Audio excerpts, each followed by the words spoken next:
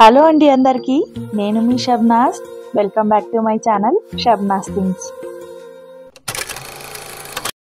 ఈ వీడియోలో home made panipuri సింపుల్గా ఇంట్లోనే ఎలా చేసుకోవాలో చూపించబోతున్నాను. బయటకు వెళ్ళి హెల్త్ ఖరాబ్ చేసుకోవడం కన్నా ఈ విధంగా ఇంట్లోనే ప్రిపేర్ చేసుకొని ఫ్యామిలీతో పాటు ఎంజాయ్ చేస్తూ తినచ్చు. నేను చూపించినట్టు ఒకసారి మీరు కూడా ట్రై చేసి చూడండి. బయట తినే పానీపూరికి టేస్ట్ ఏమాత్రం తగ్గదు. సో ఇప్పుడైతే మీకు ప్రాసెస్ని చూపించబోతున్నాను. ముందుగా చాట్ని ఏ విధంగా ప్రిపేర్ చేస్తారో చూపిస్తాను. ఈ విధంగా ఉన్న బఠానీని తీసుకొని ముందు రోజు రాత్రే మీరు బఠానీని నానబెట్టుకోవాలి. నానబెట్టుకున్న బఠానీని నేను మీకు చూపిస్తున్నాను. నానిన బఠానీలు, అలానే టమాటో, బంగాళదుంపని ఈ విధంగా పీసెస్గా కట్ చేసుకొని కొంచెం ఆయిల్ వేసి ప్రెషర్ కుక్కర్లో 3 నుంచి 4 విజిల్స్ వచ్చేంత వరకు బాగా కుక్ చేసుకోవాలి.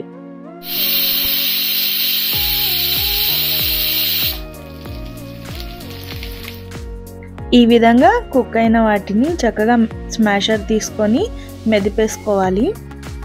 మెదిపేసుకున్న వాటిలో కొంచెం వాటర్ వేసుకొని ఉప్పు, కారం, పసుపు, 1 స్పూన్ చాట్ మసాలా పౌడర్ సరిపడినంత వేసుకొని స్టవ్ని మీడియం ఫ్లేమ్లో పెట్టి కుక్ అవనివ్వండి. అలా కుక్ అవుతున్న చాట్ మసాలాని మనం స్పూన్తో తిప్పుతుండగా అడుగు అంటుతున్నట్టు మనకు అనిపిస్తుంది. అప్పుడు స్టవ్ ఆఫ్ చేసుకొని బౌల్లో సర్వ్ చేసుకోవడమే. చాట్ మసాలా అయితే ప్రిపేర్ అయిపోయింది. ఇప్పుడు పానీని ప్రిపేర్ చేసుకుందాం. పానీ ప్రిపేర్ చేసుకోవడం కోసం ముందుగా ఒక మిక్సీ జార్ తీసుకొని అందులో శుభ్రం చేసుకున్న కొత్తిమీర, పుదీనా, పచ్చిమిర్చి, అలానే ఒక చిన్న అల్లం ముక్క, వాటన్నిటిని ఫైన్ పేస్ట్ చేసుకొని పక్కన పెట్టుకోవాలి. ఈలోపు మరొక బౌల్లో చింతపండుని నానబెట్టి ఉంచుకున్నాను. ఆ చింతపండుని రసం చేసి ఒక బౌల్లో వేసుకోవాలి. మనం తీసుకున్న చింతపండుకి తగినంత వాటర్ వేసుకొని ఫైన్ పేస్ట్ చేసుకొని పుదీనా, కొత్తిమీర, పచ్చిమిర్చిని పెట్టుకున్నాం కదా, ఆ పేస్ట్ని చింతపండు రసంలో కలిపేసుకోవాలి. ఇప్పుడు ఒక పెద్ద సైజు నిమ్మకాయ తీసుకొని నిమ్మకాయ రసం కూడా ఇందులో కలుపుకోవాలి.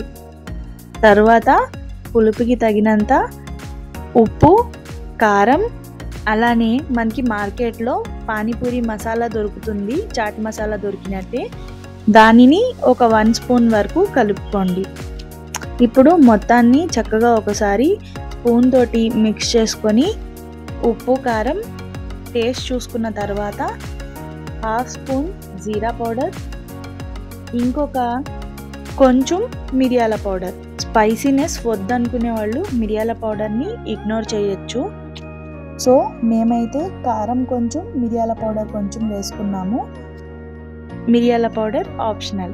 అంతే. చక్కగా మొత్తం ఒకసారి పానీని మిక్స్ చేసుకొని ఇంకొక 1/2 లెమన్ని సన్నగా తరిగి పక్కన పెట్టుకొని పానీలో కలిపేసుకోండి.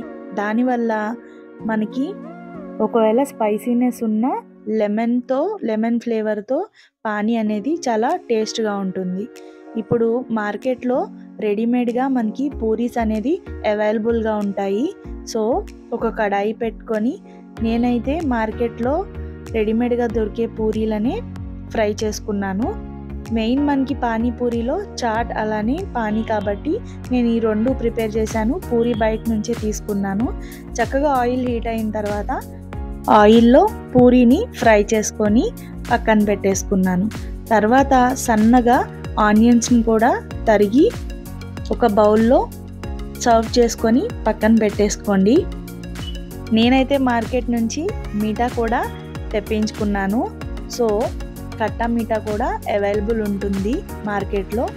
మేమైతే మార్కెట్లో పూరి అలానే పానీపూరి మసాలాతో పాటు టామరిన్ డేట్స్ ఫ్లేవర్తో కట్టా మీఠా దొరికింది. సో మేము అవి కూడా తెచ్చుకున్నాము.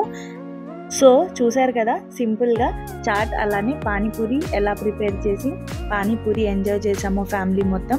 మీరు కూడా ఒకసారి నేను చేసినట్లు రెసిపీని ట్రై చేసి చూడండి. మీరే చెప్తారు బయట దొరికే పానీపూరి కన్నా ఈ పానీ చాలా టేస్టీగా ఉందని.